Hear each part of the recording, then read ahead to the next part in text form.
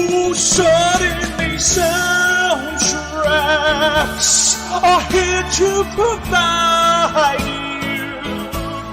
Suddenly soundtracks will show you care. Oh, people, the soundtrack inside you with sweet understanding.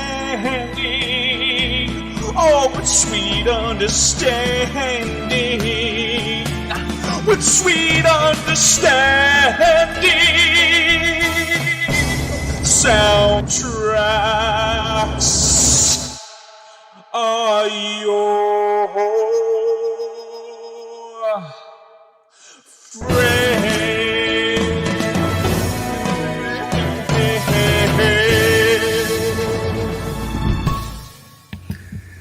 Hey guys, welcome to Suddenly Soundtracks, a show where we judge a movie, album, solely based on the soundtrack that it provides. Here we're going through the album Hybrid Theory, track by track. Not a movie soundtrack by any stretch of the imagination, but it is an album and it is music. And this is our this is the PJCN kind of stress reliever, the kind of release for us to talk about music in general. I am your host, Chris Clark, and I am here with Robert Adams and James White to talk about Hybrid Theory. Before I throw it to my guests, we're going to go through a little bit of the stuff that we usually do at the beginning of the show. If you're subscribed to Patreon, be sure to check out Patreon. This is actually a Patreon requested Suddenly Soundtracks at the $25 tier by Sean Wingblade, which he's a rock star. He requested us to go through Hybrid Theory and talk about Chester and all of that. So we're going to respect that. And I'm going in blind, and this was such a good choice, Sean. So bada bing, bada boom on that. Tomorrow, ramble on about movies with Dan and Eric at 8 p.m. EST. Be sure to also check out Andrew Cobra is going to be on Front Center Mezzanine. Bada bing, bada boom. And also on Saturday, we are going to be doing Mario Party with actually the two people on the panel right here and a bunch of others. It's going to be a great Mario Party March Madness. So I am here with Robert and James. Robert, I'm going to throw it to you first. I'm going into this lightning fast.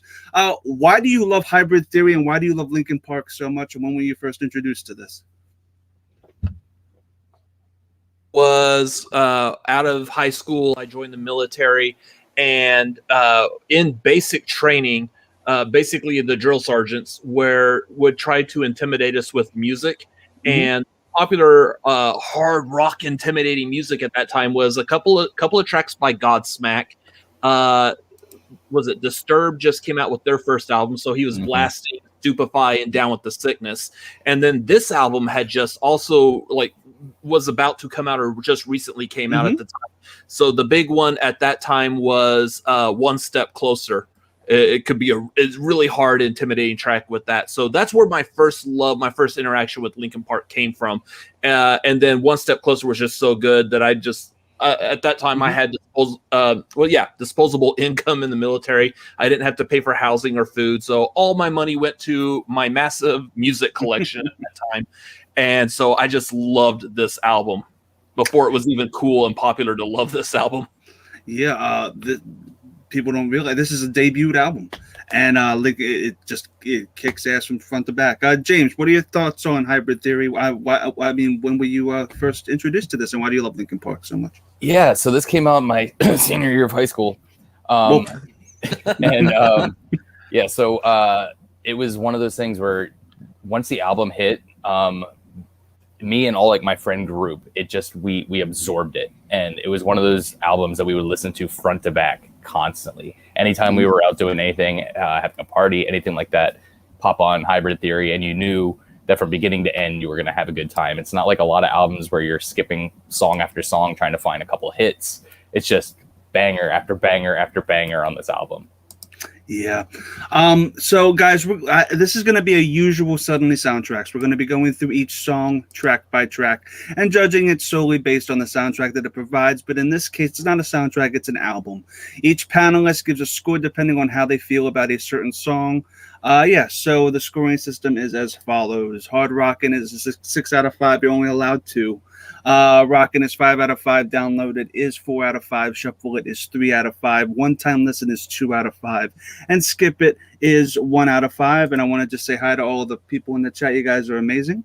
So we're going to go into the first song. And Rob, I'm going to throw it over to you. What are your thoughts on Paper Cut, the opening number?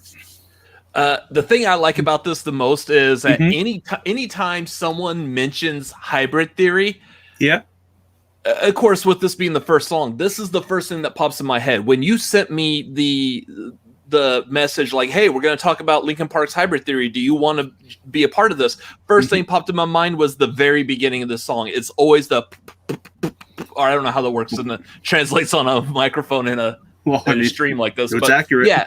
If y'all are familiar with the song, that's exactly how it starts. And that's the first thing that always pops in my head. This was Paper Cut was a single. I don't think it was like officially fully released in the US, but it was more popular overseas.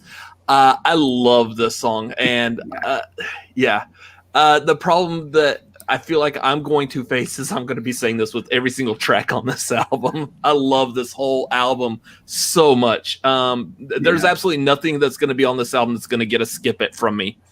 I love the rock and the rap, especially in Paper Cut, was so good. It was probably the first time I saw it done well. Yeah, this whole record does have a very rock rap kind of influence into it, and a lot of what Chester's lyric and how it's sung is really spoken, and it's sort of like they're laying down bars underneath a rock beat. It's a very unique sound. James, what are your thoughts on Paper Cut? Yeah, no, Paper Cut is one of my favorite songs on the album, and it's just a killer opening number. It sets the tone for the entire album, what you're about to get. It just hits you over the head right away with all these rocking guitar riffs, some great electronic beats in there, and Mike Shinoda and Chester are both just killing it on this track.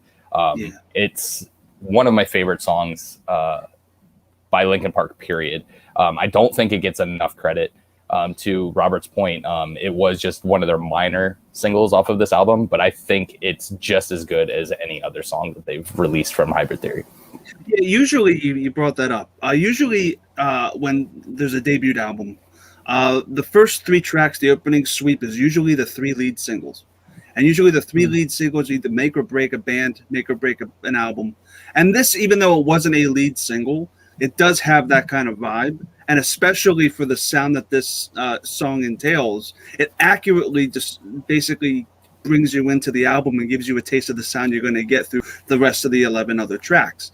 On that front alone, this gets a rockin' from me. Because again, the hardest thing to do is to open a record, because that opening of a record is going to either bring you the audience or it's going to detract them, because they're either going to want to listen to the rest of the record, or they're just going to put the CD back in the closet or whatever. So Paper Cut for me gets an easy rockin'. My one criticism in my notes is it is the same riff over and over and over again. It does get a little monotonous a little bit. I don't know if you guys probably disagree with that, but I do feel like musically it could have been a little bit more interesting.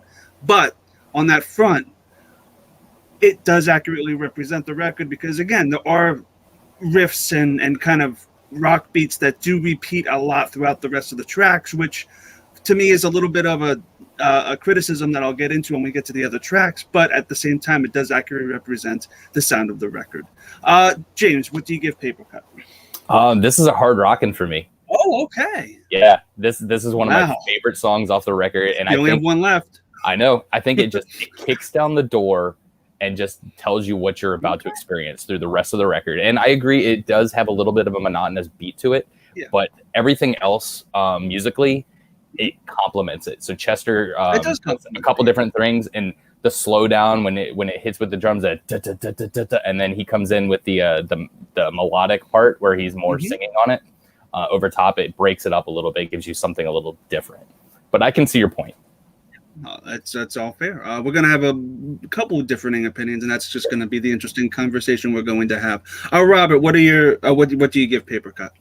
I will probably also agree and give it the hard rockin'. Oh, really? So you both only have one left. Okay. So and this I is know what you- exactly where that second one's going too. Okay, so here we go for James. I'm going to throw it to you for this one. One Step Closer. What are your thoughts on One Step Closer? So this is the song that really like kind of broke down the doors. Like Paper Cut broke down the door of this album, but this One Step Closer was the first single off of Hybrid Theory. It's the one that really introduced the masses to Linkin Park. And when it hit, I was like, man, this is a really fun song. I like this. But then the more I listened to the album, this is what like kind of introduced me to them. I found other songs that I liked more. But One Step Closer, it really, it just introduced a whole generation to this type of music and this style. It's really great. I love the song. And a lot of what like the lyrics, when you listen to them, it's Chester and Mike getting frustrated with their producer because it's a very angry song. Yeah. So what it was they were writing the lyrics to the song, and like they had to keep writing the lyrics. Their producer, Don Gilmore, just kept telling them, no, rewrite it. So they were getting exacerbated by having to rewrite it. So that's like him saying it, I can't shut up when I'm talking to you. Saying everything I've said before, all this stuff that makes no sense. It's him just being so mad because they're writing the lyrics and they're like, no, it's not good enough. It's not good enough. He's like, all right, well, fuck it. I'm going to write it and I'm just going to eviscerate you in this. And it became a big hit. Yeah. What I would like to say is that a lot of hits come from the heart, where you write about love and happiness and lust. I think also some of the best songs are written out of anger, because out of anger, you get the better lyrics, you get the better energy. And especially with a band like this and a song like this, where the music has to complement what the lyrics are saying, anger is where it needs to be.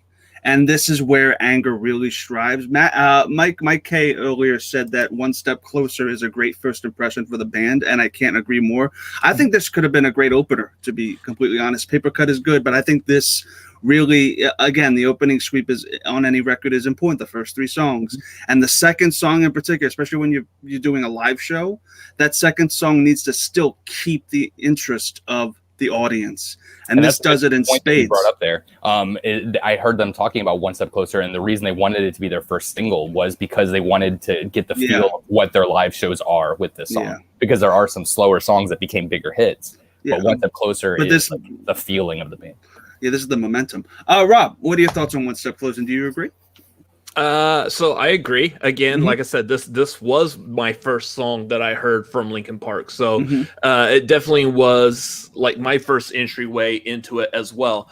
The thing I will compare this to, I'll say this like hoping that like a lot of people might also be a fan of Pink Floyd. Okay. This is the type of song that I feel like is good to get you interested into it. Like Pink Floyd, most people are familiar with Another Brick in the Wall Part 2, the We Don't Need No Education, We Don't Need No Thought Control. Yeah. A lot of people are familiar with that. But once you actually deep dive into that artist, there's so many other songs that like I will say I love this album. I listen to this album front to back to front all day, every day type of thing.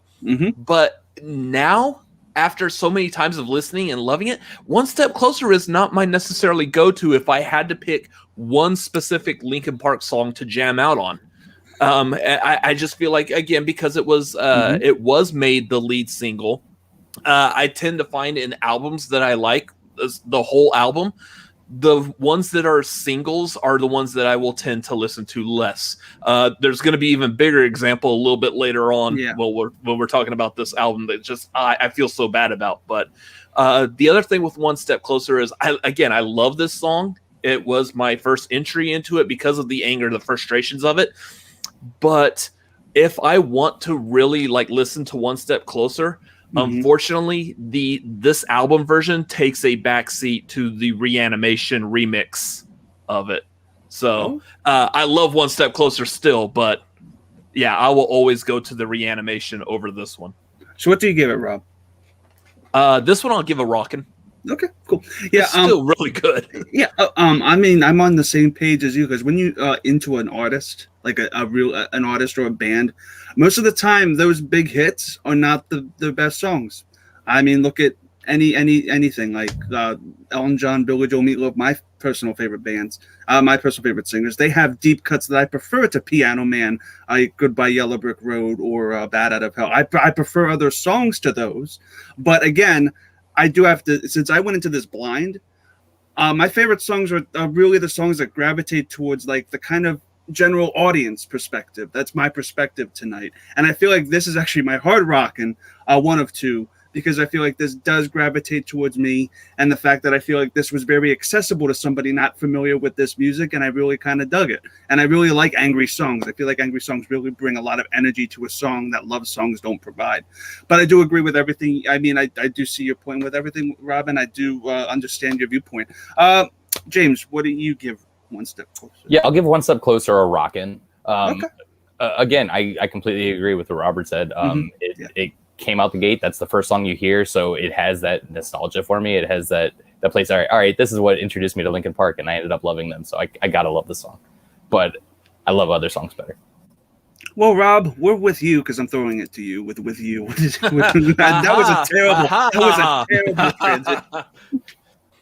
If this was my stream, I'd be throwing up that Vision Not Amused at that one from WandaVision. But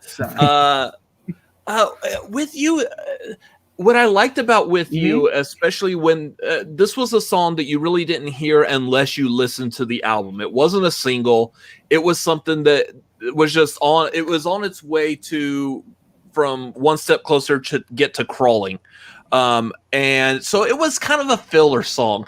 Overall, I would probably say that, like, for a casual listener, this is probably a weak one of the entire album. But again, as someone who's loved this album pretty much ever since it came out and I was able to buy it, like, I love With You. I love every song. I hate it. I hate the fact that this is my opinion of all these songs. It's kind of boring, I know, but objectively, I will say With You is probably one of the weaker songs on this album. Still love it though.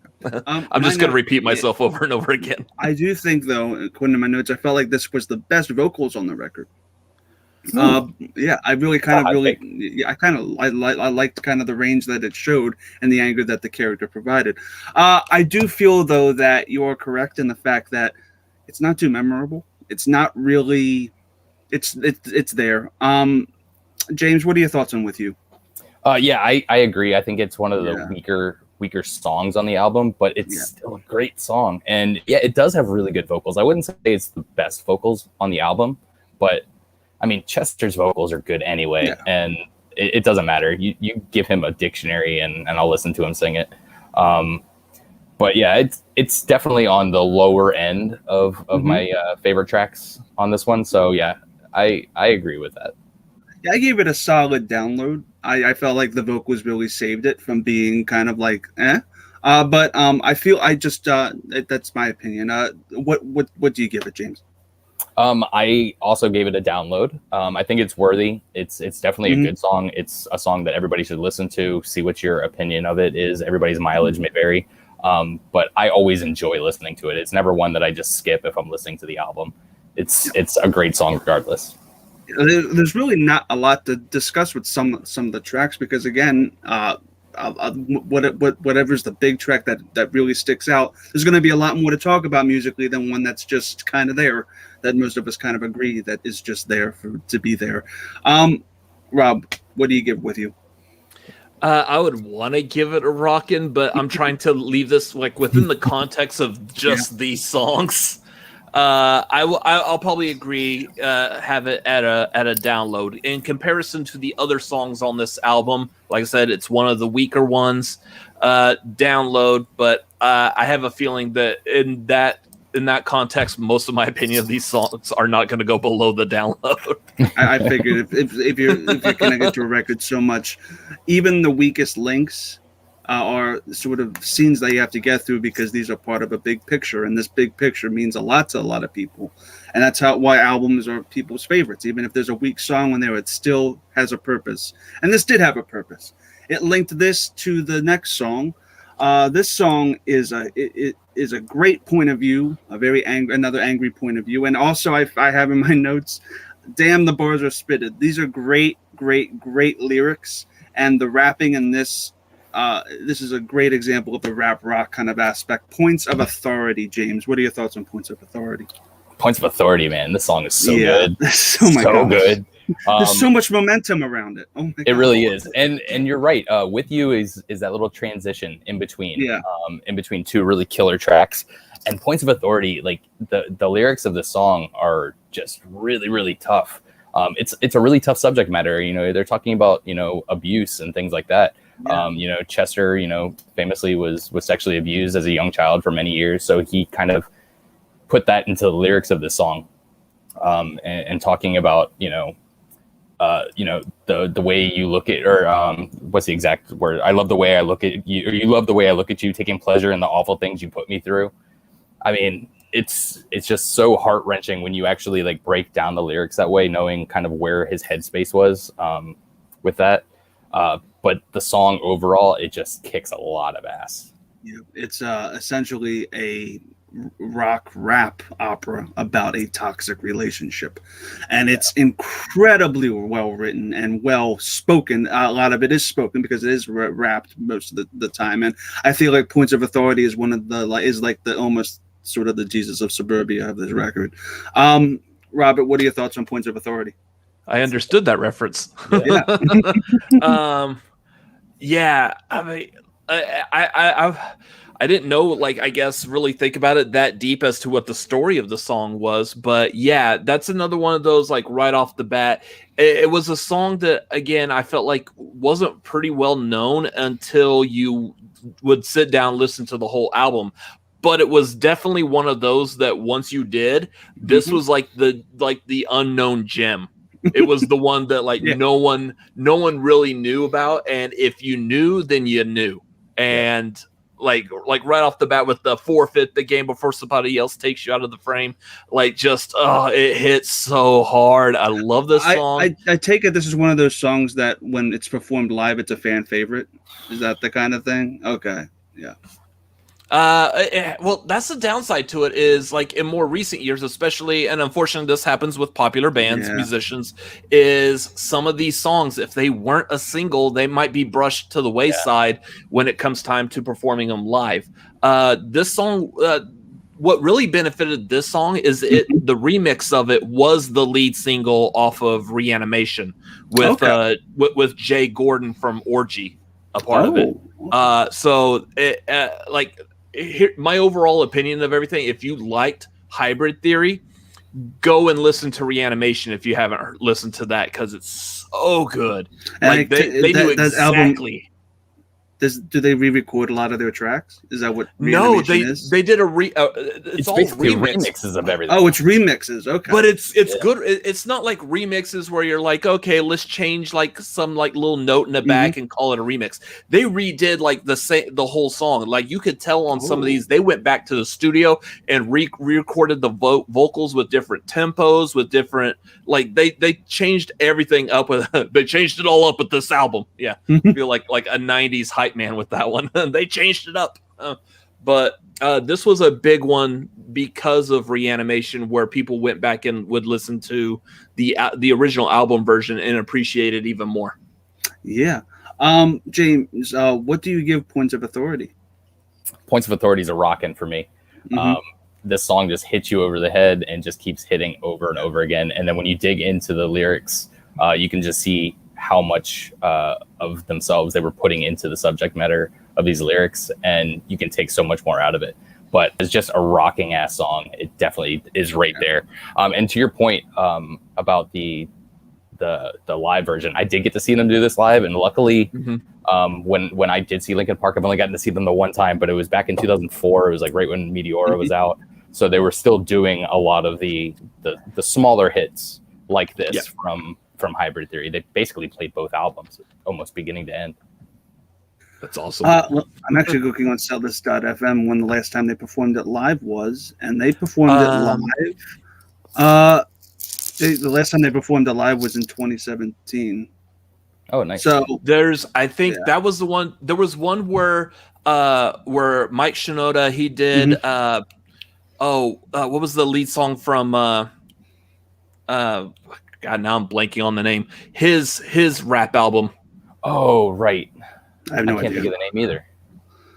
Holy crap! Why am I blinking on Linkin Park? This is me like forgetting like Shawshank Redemption type stuff. Y'all don't understand it reference, but I mean, I'm pretty sure y'all can get the measurement out of that. Fort Minor. For Fort Minor, he did one of the songs on there.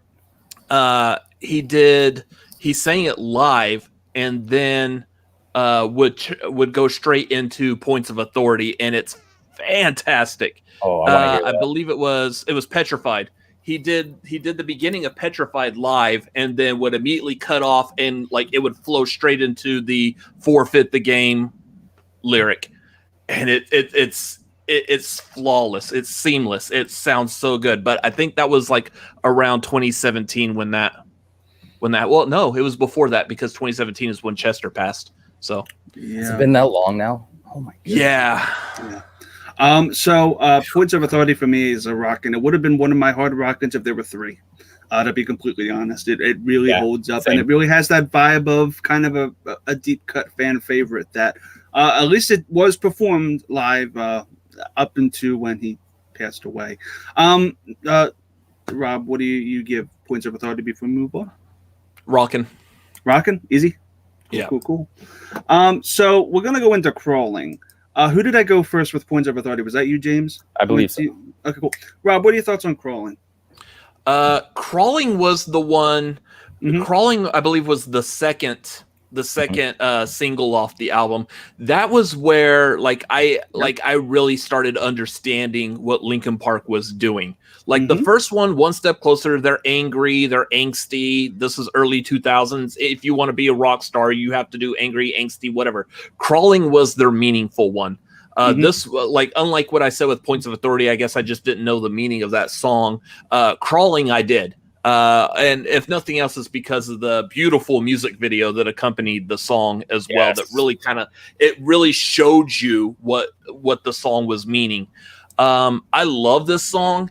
It's easily one of my favorites. The only downside two negatives I'll take away is one, it is a single, which means it got overplayed on the radio a lot. Everywhere you went at that time, Crawling was everywhere. I recognize this one too. Yeah. Yeah. The second negative is, unfortunately, this is the only drawback I would say that I have ever heard to Chester Bennington's voice, is it just does not sound good live.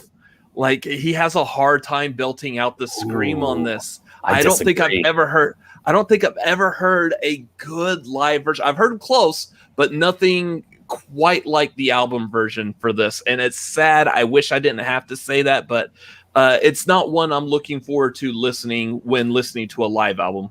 What surprised me, I felt like the music was very minimal, and I do feel like the vocal is powerful on the record. What I do want to say is this won a Grammy, right? Yep. Because I think that's what that's for Crawling. Yeah, Crawling won for best hard rock performance. Yep. Yeah, I'm surprised this was the one off the record that won the award, and not One Step Closer. I don't have the experience of what it is live. I need to look at a live recording of Crawling, which would be really cool to kind of compare the live versions of each of these tracks. But I guess maybe it's just maybe in the studio when you're live, you can hit those notes because they can be refined, they can be auto-tuned and stuff. But when you're live and you're getting that emotion out, sometimes those notes don't hit. But as long as the emotion hits, as long as you're a good performer, you can get away with that. What are your thoughts on Crawling, James? I completely disagree with Robert that Crawling is not good live, because I've seen him do it live and crush it. So maybe I was the one out of 100 shows that he just destroyed this song, but it sounded album perfect when I heard it live. Yeah, do you know that it probably was, you saw it live on TV or on YouTube, right, Rob? Or was it live in person? No, I've heard him sing it live in Oh, person. okay. And it's been that. Live in person in front of him singing it, and then also they've had multiple live albums, and now because of how prevalent YouTube is, you can go back and watch almost any live performance that happened to be filmed, whether it was filmed professionally or by a fan in the audience. You can kind of hear like the flaws in some of the performances. So it's a really tough song to sing live. I mean, his range is incredible, but I mean that it takes a lot of toll on the vocal cords, so I get it if it doesn't play. But no, Crawling, I don't have the same opinion that you did, Chris, that it's a weaker song than One Step Closer. I think it's a much stronger song than One Step Closer. Okay. I think it's a much more mature song than One Step Closer. It's got a lot more thematic elements. One Step Closer, again, it's an angry song. I love that song, but this one has so much more. It's about substance abuse. It's about, you know, that feeling that you're just useless, and everybody has these feelings sometimes, whether depression's hitting or you're addicted to something, and it's all that angst and all that stuff that he's just putting into those lyrics, and I just think it's the song that made me love Linkin Park. One Step Closer introduced me to them, and then Crawling hit, and I was like, oh whoa, this is something completely different than that. It's like this is not going to be a one-hit wonder. It's not going to be a band that's pigeonholed into one type of sound. They put these out back to back, and they couldn't be polar opposites. Other than, you know, you're getting those hard rocking pieces, but that opening piano intro into Chester, just hitting it right out the gate, and it just beginning to end. I love this song. Yeah, I could see that. I feel like for me it is a download. I do feel like it's a solid 4. Yeah, but I mean, I have to say that because, like, look, One Step Closer is a hard rockin', and this isn't up there. It's not even rocking for me. I'm not the biggest fan of it. I mean, it deserves the Grammy. The vocal performance is great. It's just not something I would probably return to all that often off this record when I have One Step Closer and a couple other things. So, but Rob, what do you give Crawling? I will go with Rockin'. Rockin'. Okay, cool. Yeah. And James, you give it a Rockin'? This is my other hard rockin'. Oh. Okay. This is my other hard rockin'. That's what I figured. Yeah. You were kind of Yeah, this is, like I said, it's the one that really got me to love this band so much. I said it before, it's the themes of this song about, you know, taking responsibility for your own actions and dealing with your own demons and tackling substance abuse in that way. Lyrically, musically, it's one of their stronger musicality wise. So yeah, I love the song. Differing opinions are different. And bringing up Reanimation, the Crawling on Reanimation with Aaron Lewis from Stain is so good. Their harmonies are fantastic. Is it better than this version? I don't think it's better, but it's different, and I love them both. I like the Reanimation one because Reanimation better. I like the Reanimation because it is basically the foundation of Crawling is what opens and closes the Reanimation album. As you'll see here in a little bit, I'm a big fan of openers and closers when it comes to my albums. I like a good strong beginning, a good strong finish. Yep. Phrasing. So yeah, I like the way they did Crawling with Reanimation as well because of that. It's very stripped back too. I'll send you the link after this. It's really great. You'll love it. So we're gonna go into Runaway. Runaway, I was talking with these guys off air. Runaway for me is probably my least favorite song off the record.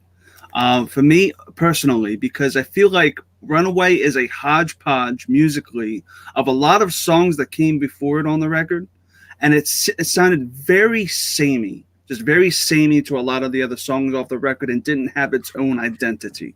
And that's the problem I have with Runaway. It just sounds like the opener. It sounds like Crawling, all mixed in one, and it just doesn't have its own identity. I do not know if you guys agree or disagree with me on this, but Rob, what are your thoughts on Runaway, and do you think that I'm in the wrong with what I'm saying? Runaway, the nice thing about Runaway is lyrically, story-wise, it's a great follow-up from Crawling. It is. Like, you take it the ideas of Crawling, and then you take it the one step closer to physical action. Crawling is all about what's in your head mentally. Runaway is like physically, what are you trying to do type of thing. I love Runaway. Mhm. I love that. Yeah, it is kind of it's kind of a break from what we've heard, while still, like what you're saying, it does basically encompass almost all the sounds we've already heard from Linkin Park up Yeah. until that point. But I think it sums it all up very well. I love Runaway. One of my favorite songs, actually, of the album. This probably would get one of my hard rockins if it wasn't for one other song. That's just what happens, guys. Some people look at music a completely different way, and that's what makes this conversation interesting. James, do you agree? Are you more in my camp, or are you more in Rob's camp with Runaway? I'm a little bit in between, but I lean more towards Rob. I think it is a good song, and it's playing off of different themes. You know, you had the substance abuse, and you had the physical abuse earlier, and now it's about those internal demons and wanting to get away from everything. You feel society just doesn't get you, and trying to get away from that. And it does have a lot of the same melody that we have heard, and musicality. It's not something that stands on its own, but everything about it is still good. It's still a really fun song to listen to. If I'm on, a run or whatever, and it comes on, it just puts me in a good mood. I'm just sitting there running with it, and it's great. I like this song. For me, it is a shuffle it.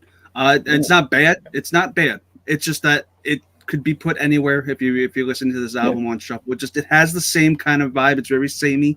I have to kind of deduct it for that. It's just something that just doesn't stick out to me and is sort of forgettable. But that's just my opinion. That's not everybody's opinion. Rob, you said you almost gave this your hard rockin', so I'm assuming this is a rockin'? Yep. Yeah, I figured. James, that would be a safe deduction. A safe deduction, Mr. Watson. James, you seemed like you were teetering on ratings. What do you give it? Yeah, I'm like at the 3.5, but as much as I like this album, I'm bumping it up. It's a download it. Okay, yeah. I mean, there's worse songs that you could put on, so it's not bad at all. And I don't take my criticism being I hate the song. No. So it's just a respectable conversation. So we're going to go right into By Myself, as I was on the last track. James, what are your thoughts on By Myself? This is another one that just right out the gate, it just hits you over the head with just awesome guitar, awesome rock, and everything about this song lyrically. Again, there was a lot of bands that came out and they were very angsty. This whole album, it doesn't feel angsty, but it just feels contemplative, and everybody like in their own head putting their own emotions out there.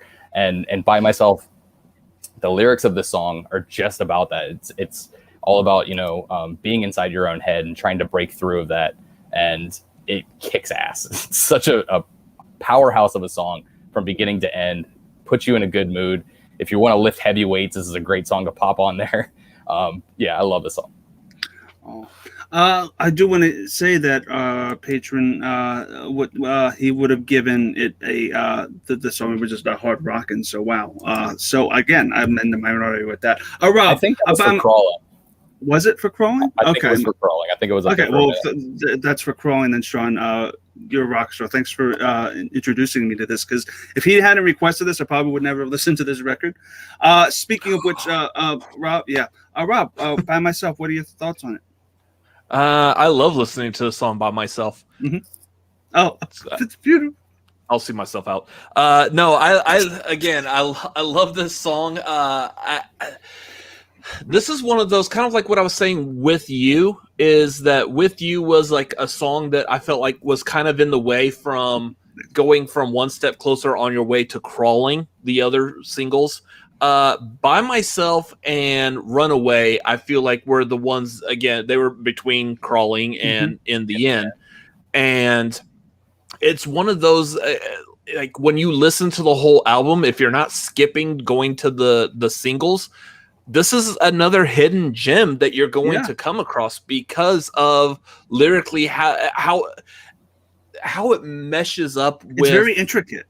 Yeah, how it meshes up with Runaway, and therefore it meshes up with Crawling before it. It's kind of like those three, Crawling, Runaway, By Myself, are kind of like a small little story within this album of just those three songs. It's almost like it just plays. Right Yeah, this is almost I haven't like sat down to study it to really look into it, but there's a possibility this album could almost be a concept album, just because there's a running theme through a lot of this. Yep.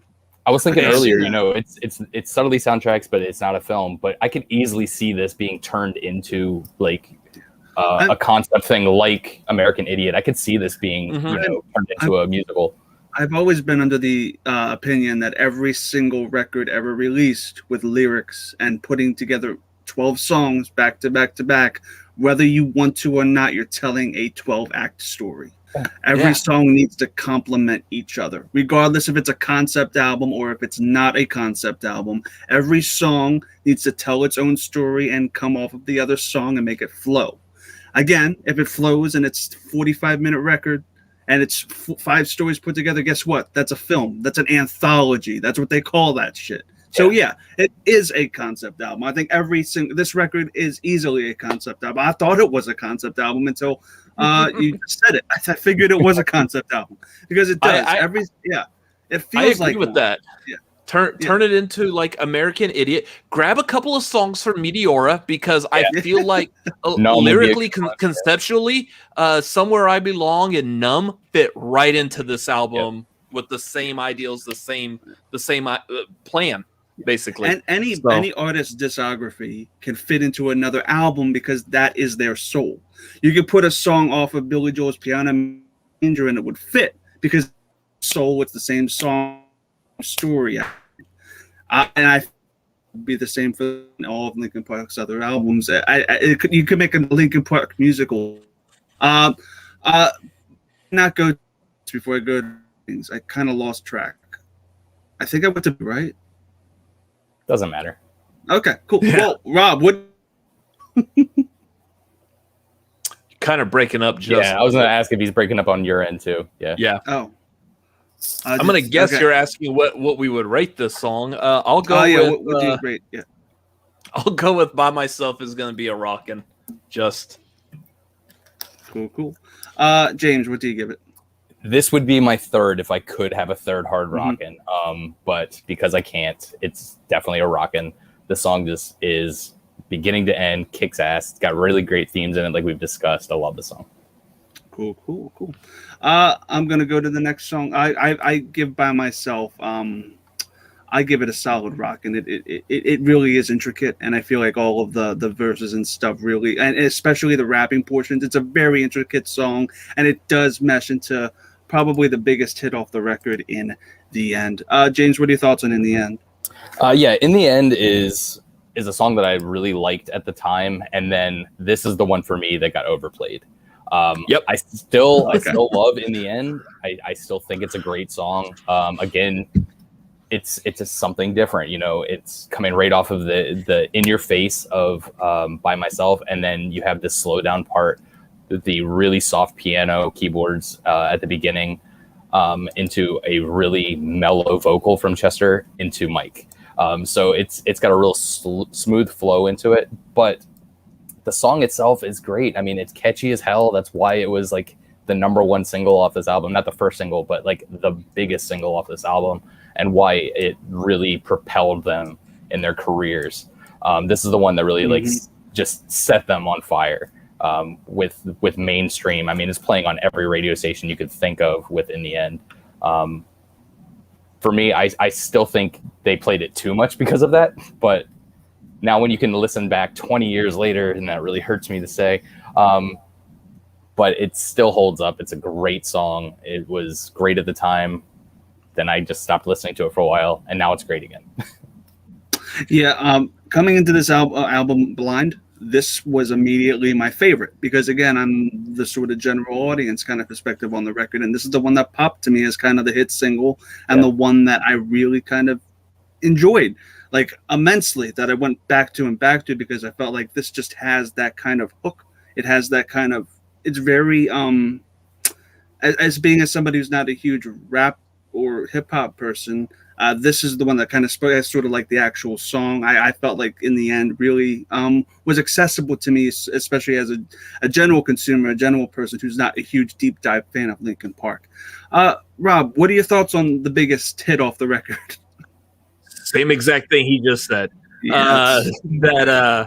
This one. So by the time this song came out as a single, I already owned the album and I had already listened to it about 20 billion times. I loved this song. What ruined this song was the fact that it became the single. Once it started getting overplayed and I could hear it wherever I went, and I wasn't free. I love this song because I was free to listen to it and enjoy it personally in my own way, like in the confines of my dorm in the military. Like it spoke to me exactly what I needed at that time. But then when you go everywhere, like you hit the stores and you hear it playing over the radio at the stores, you hear like everywhere you go, you hear it. You lose that personal connection with it because it's no longer just yours. It's everyone else that's hearing it the same time you are. And I felt that kind of just really killed it for me. And I agree with what he said, that for a while I really didn't want to listen to the song at all.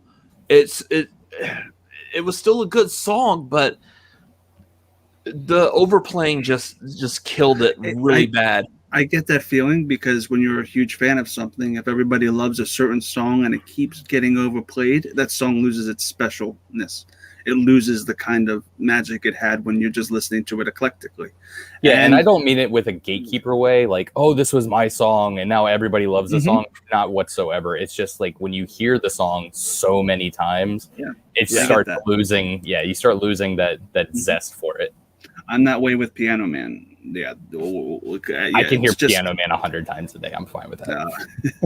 But that was the comparison I had for Pink Floyd's "Another Brick in the Wall." Everyone liked that song. It was everyone's main connection. But as a huge Pink Floyd fan myself, it's not the one I'm immediately turning on in any shape or form. If I listen to The Wall and it plays, cool. That's about the only time I listen to it. Almost the same with In the End now. What do you give it, Rob? Oh, it's still a rockin'. It's still a damn good song, but I mean, you got it. Yeah. James? Yeah, exactly. It's still a rockin'. And the fun part of a little trivia that I pulled up from this is I didn't know Mike kind of wrote this in one night. Like they locked him in the studio. Like they put him in the studio, locked him in overnight, and in the morning he had In the End done. And that just goes to show, I mean, one, what a talented musician he is to be able to knock out a hit like that in a night, and the legacy of the song at the same time. But yeah, everything old is new again, and the song still kicks ass. Go listen to it. It's still great. As somebody who's listened to this song pretty much for the first time, like I've heard it before in passing, I really dug it. And this is my second hard rockin'. Nice. That is because, again, I'm the general audience here on this panel. This is the one that I gravitated towards the most, and it is my favorite song off the record. But that's just me. Millions of people agree with you, Chris. Yeah, millions of people agree with me. I will add my own trivia is that this is one of two songs that I know how to play on a piano. Nice. Now, granted, there's not much to it. It's just yeah. So I mean, but it's either this or Robert Miles' "Children" is the only other song I know how to play on a piano besides like Chopsticks, Knuckles. So, Rob, A Place for My Head. What are your thoughts? I want to be in another place. Okay. Goodbye. Yeah, I want to be in another place. Yeah.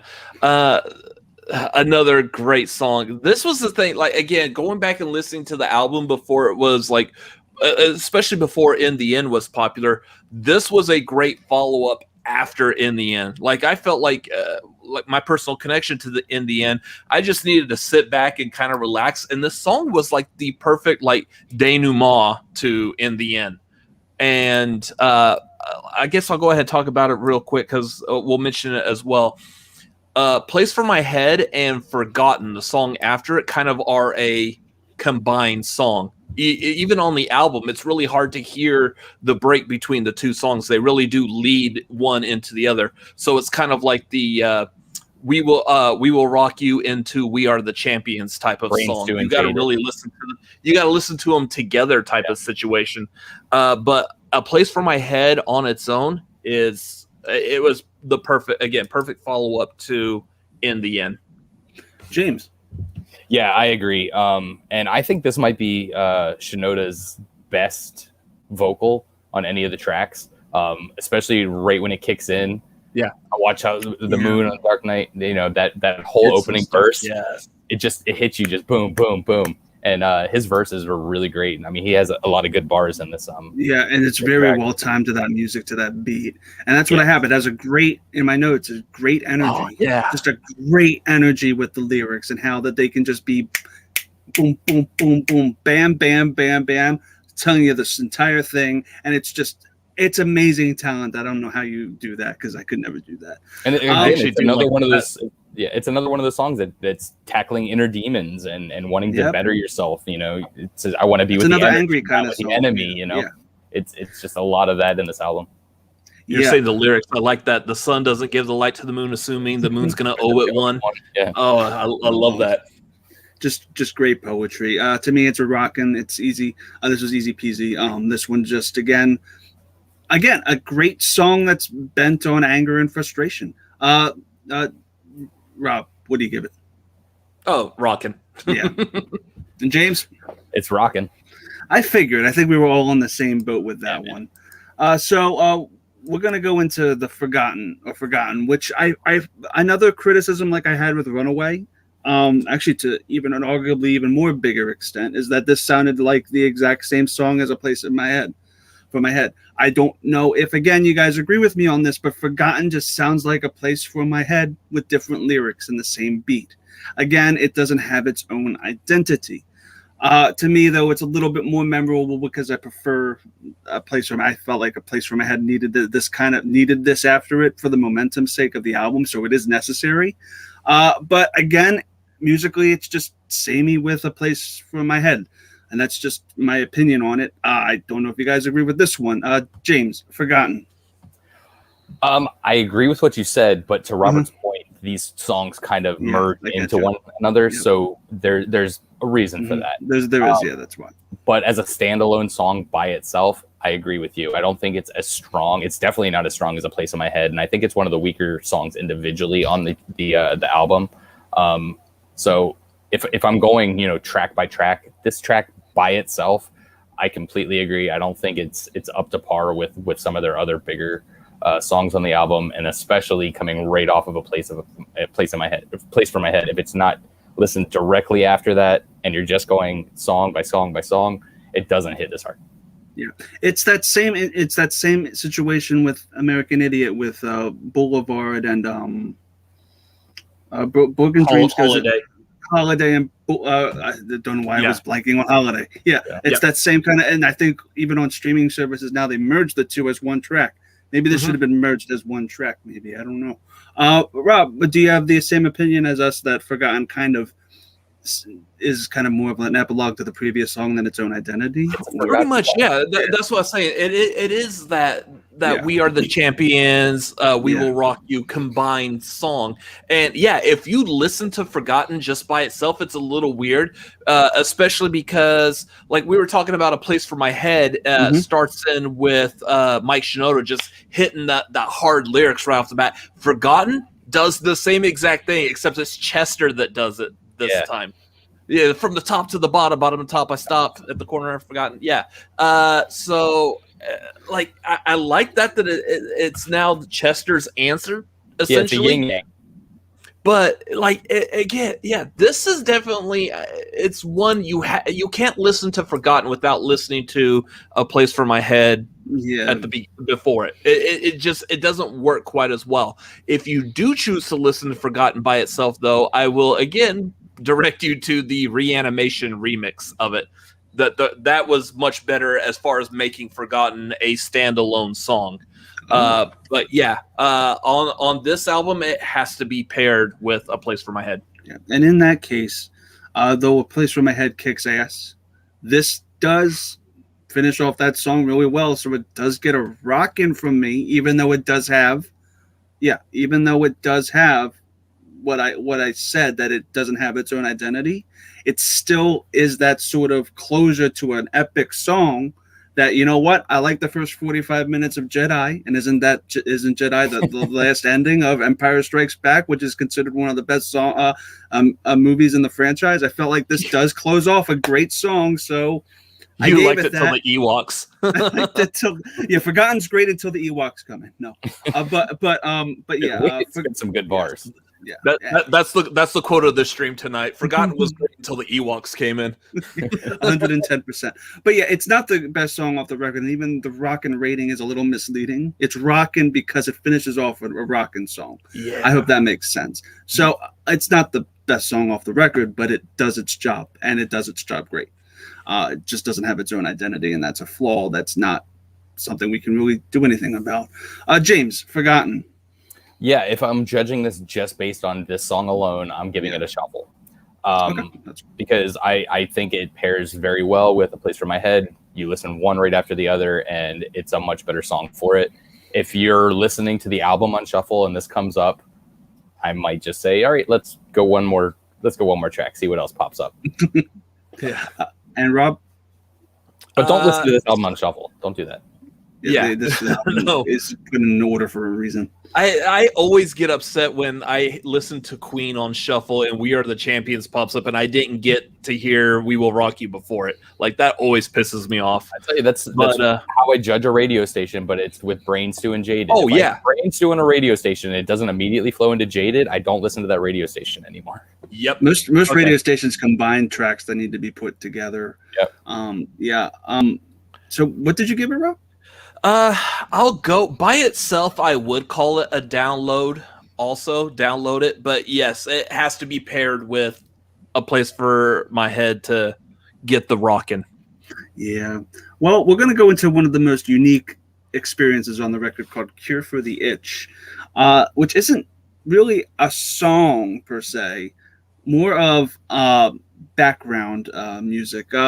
Rob, what's the story behind Cure for an Itch? What are your thoughts on it? Because I know you have a lot of opinions with it. Cure for the Itch really was basically just to show off Joe Hahn's DJ work, which was phenomenal. It's a great song, but this is definitely one of those I'm willing to bet, and Chris, you could probably attest to this since you just listened to this album for the first time. Yep. If you're listening to this whole album and really trying to give it a good shot, all of a sudden this song plays and you're like, wait, what? Oh, I was like that, but I felt like it's a unique experience. Where's the angst? Yeah, when you're just coming off a song that sounds exactly like the song previous to it, and a lot of the songs like Runaway were kind of sounded a little samey. It was kind of refreshing to kind of hear something so out of left fucking field. That's what I felt when I listened to it, because this is supposed to be the penultimate song off the record. This is a penultimate album track that's just basically background music for a club in a film, which I feel like it was very avant-garde and I kind of dug it. I don't know if that I kind of dug it from a first listen. I will attest. It is good. And it's so good that Linkin Park did it again on their next album. They did? Meteora, the penultimate song on that is Session. Session. Yeah. Session. It's another Mr. Hahn instrumental that leads right into Numb. Mm-hmm. So, and that one I think flows better. Yeah, it does. This one is just there. This doesn't flow into pushing the finale, but it does. It does give you a kind of what the fuck moment. What I do like about Cure for the Itch, as far as leading into Pushing Me Away, is Cure for the Itch really does kind of end all the electronic sound for the most part. As we talk about Pushing Me Away, there's not so much anymore of that electronica sound that a lot of the other songs before had. So Cure for the Itch was like the wrap up of kind of like when you wrap up a show. a TV series. If you ever watch like the behind the scenes of them filming the series finale, when they're done with one key actor, like, well, and that's it for such and such actor, say goodnight, they're gone. And they continue filming the rest of that episode without that actor anymore. That's what this is. Cure for the Itch was and that's it for our electronic DJ scratching sounds. Say goodbye to Mr. Hahn. He's no longer here for the rest of, even though he is, but I mean, for the most part, album rap for Mr. Hahn. That's it. An album rap. Yeah. James, Cure for the Itch, what are your thoughts on it? Yeah, this song's okay. It's fine. It's well constructed. It's musically, it's skillful. But when you're listening to this album, especially the first time you're listening to this album, it's so out of left field to have just a completely instrumental track that's mostly record scratches and electronic drum beats and things like that. But musically, I can appreciate what is being done here. But it doesn't give me what I want from the Linkin Park songs. Like it doesn't have, those screaming vocals from Chester. It doesn't have Mike just ripping bars, which is what I was wanting. But, it's an experiment from them. Shinoda said that he wanted to write something without lyrics and just see if he could do it and have something that felt like, a film score, something that you could just pop into a movie, and in the background of action and have it work. And that really, it does work that way. But, it's so much, pun intended, it's a record scratch on this album to where you're just like, wait, what the hell is this? I don't know what this is. And they save it so far to the end. I think that's smart because if they would have done it like track 7 or whatever, but at the same time, if they would have done it in the middle and they had a theme for the beginning and then that scratched off and then they had a different theme for the end, I think that could have really worked. Like Panic at the Disco's album, Iris Is Not Tragedy, it has like that shift in the middle. That could have worked a little bit better. I don't think this plays so well as it could have. Have they ever done this live? I'm sure. Yeah. They have, but it's another one of those that it was played in their earlier shows and it got tossed out as more and more singles became popular. So yeah, that's what I figured. It's a shame because when you throw out the deep cuts, even though that the show needs to have the hits for the audience, it's also good to educate the audience sometimes with some songs that they probably never heard.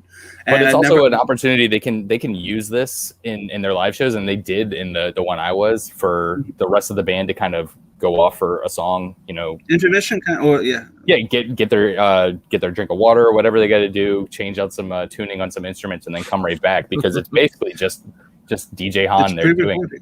So yeah, and they could probably do something. Oh no, he was on stage scratching. I was doing it. Yeah. Oh, okay. Yeah, that's cool. All right, guys. So we're going into the finale, the Pushing Me Away. James, I'm going to throw it to you first for Pushing Me Away, the finale. What are your thoughts on it? Yeah, this is a classic like end of an album song. It's the buildup of everything that has come before it, and then Pushing Me Away is just the stamp right on the end. It's another one that lyrically it's very deep. Inner demons, like we've said for so many of these other songs, all about that self-conflict and overcoming a lot of these problems that you have, and it's another one that it really, really hits hard lyrically, it hits hard musically, and it's a great way to end the album. Yeah. Michael K actually says, hot take, Pushing Me Away is a good song. The Reanimation version has become the definitive for me. What do you prefer, the Reanimation version, Rob, to this? Or what are your thoughts on I really need to re-listen to that album. I might do that after we finish. Oh, Reanimation's so good. Yes. So Pushing Me Away is... I'm a big fan. Like I was saying, I like when albums have a very... Okay, bye. See, kitty cat. I like it when albums have a very strong beginning and a strong finish. And Linkin Park in general, with the exception, I think, of one album, their ending songs have always been phenomenal. They know how to end their albums. and Pushing Me Away was easily one of the best out of all of them. And yeah, I absolutely love the Reanimation one. In fact, when Reanimation came out, the Pushing Me Away remix on there was actually the song like I had playing on my alarm clock to wake me up in the morning for a while, which typically you would think you would hate that song after a while because of that, but I still love it. The Reanimation version is great. I like doing I like when listening to the Reanimation version at the very end, if I'm like singing it in my car or the shower or whatever, I will sing the original version over the remix, and it still fits like very nicely.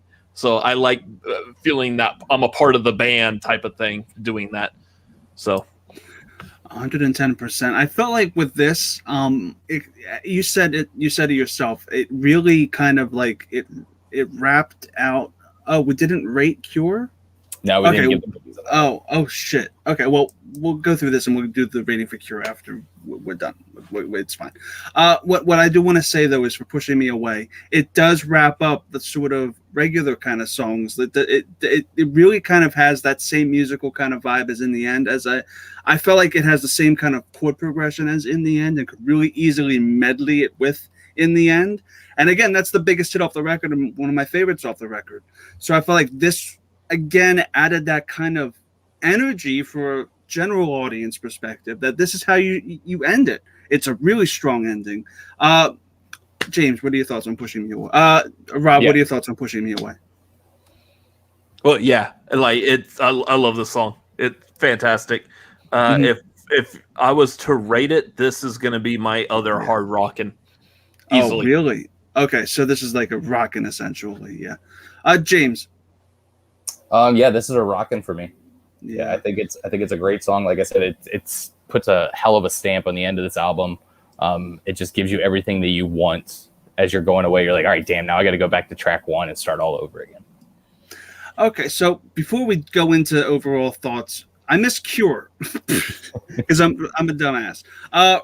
Rob, what would you have given Cure, by the way? Again, when comparing to the other songs in the album, sure, I'll give it a download it. I still really love it. I understand its reason, its purpose for being there, but yeah, I'll go with the download it just for its placement. Yeah, I think I liked it a lot.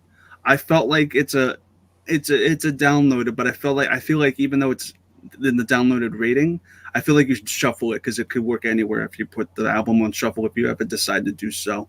And James, what do you give Cure before we go? Yeah, again, I appreciate it musically. I like what they're doing. I'm sorry, Mr. Hahn. It's a skip it for me because that's what I do every time it comes on.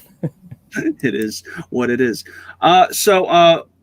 Rob, what are your overall thoughts on the record, and what would you give the record overall using the rating system? You can even call it a hard rockin' if you wanted to. Oh, this is a hard rockin'. I love this album. I so love this album. Linkin Park is easily. It's funny when I've talked about like my progression of like all the musicians I've ever liked. I know like during the '90s, this might come as a big surprise. I was a huge fan of Bone Thugs and Harmony. Like it's weird. I know. Nice.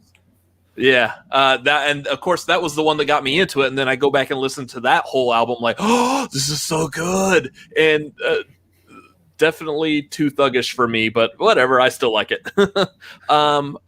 So it used to be like during the '90s, I loved Bone Thugs and Harmony and Savage Garden.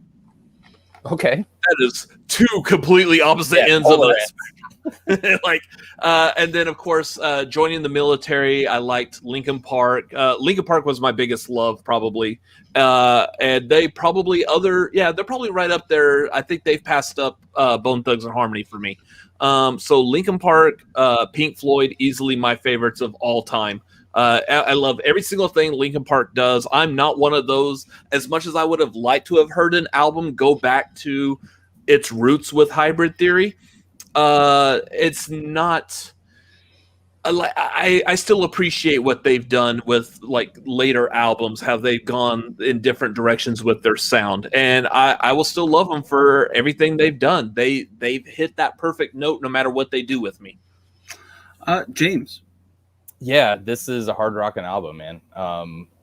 like Robert said, it came out in a time that, a lot of these rap rock bands like Linkin, Limp Bizkit, and, Limp Bizkit and all of them. It's so much more elevated than that.